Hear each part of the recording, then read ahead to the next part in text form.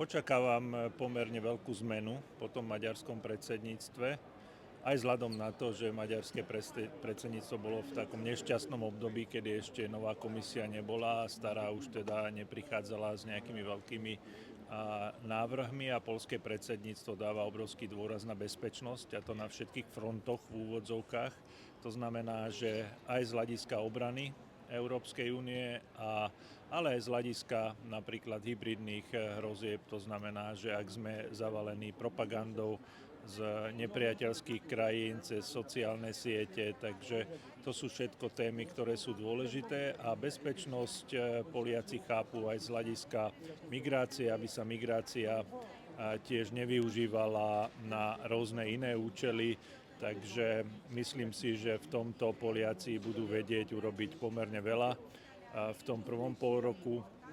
Takže ja sám očakávam, že tie prvé návrhy konkrétnejšie prídu už čoskoro a minimálne medzi ministrov a potom aj do parlamentu.